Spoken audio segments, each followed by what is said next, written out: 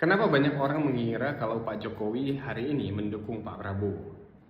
Jawabannya sederhana, karena Projo, satu relawan yang sangat dekat dengan Pak Jokowi, hampir bisa kita bilang merepresentasikan Pak Jokowi relawan ini.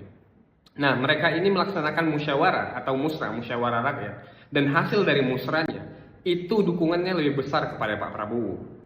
Nah, baru saja Mimin juga dapat berita kalau Projo Muda ini satu organisasi yang juga berada di bawah naungan Projo, begitu, mengeluarkan kriteria capres yang menurut kami sangat dekat dengan Pak Prabowo juga, begitu. Yuk kita baca beritanya.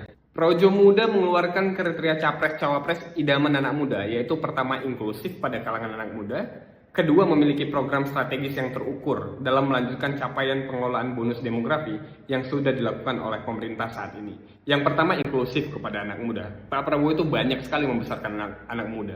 Teman-teman bisa lihat yang hari ini berada di lingkaran Pak Prabowo itu banyak yang dulunya ikut dari muda sama Pak Prabowo, begitu. Yang kedua tadi memiliki program strategis yang terukur dalam melanjutkan capaian pengelolaan bonus demografi. Ini yang dibicarakan Pak Prabowo ketika Pak Prabowo bertemu Pak Jokowi di istana dengan ketum-ketum parpol lain, begitu. Dan saya pikir Pak Prabowo sudah bicara bonus demografi ini juga dalam perdebatan-perdebatan capres baik di 2014 maupun 2019. Yang ketiga, memiliki komitmen yang tinggi dan rekam jejak yang jelas terkait pelibatan anak muda pada berbagai peran strategis nasional. Yang tadi. Keempat, memiliki kapasitas dan gagasan yang terukur dalam memastikan stabilitas keamanan nasional dan meningkatkan peran serta Indonesia dalam upaya menjaga ketertiban dunia.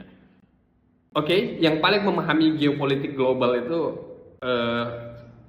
Mimin berani bilang Pak Prabowo, begitu. Kemudian punya kapasitas yang terukur atau gagasan yang terukur dalam memastikan stabilitas keamanan nasional yang berkecimpung di dunia keamanan dan pertahanan. Itu cuma Pak Prabowo, begitu. Kelima, memiliki kapasitas dan gagasan yang terukur terkait pengelolaan potensi ekonomi bangsa agar mampu melanjutkan upaya mewujudkan Indonesia menjadi negara maju. Ekonomi. Kalau bicara ekonomi, Pak Prabowo ini hidup di dalam kultur pemikiran para ekonom, ya. Kakeknya itu pendiri Bank BNI, orang dekatnya Muhammad Hatta yang juga punya konsep ekonomi kerakyatan.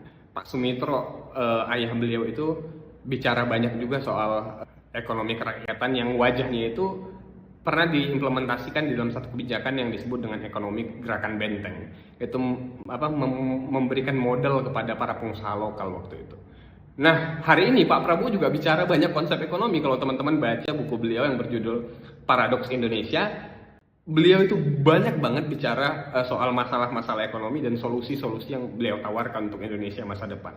Kira-kira begitu. Menurut Mimin, Projo Muda juga memberikan kriteria capres dan cawapres yang mirip dengan kriteria capres dan cawapres yang dirumuskan Projo, kemudian diucapkan Pak Jokowi juga waktu itu.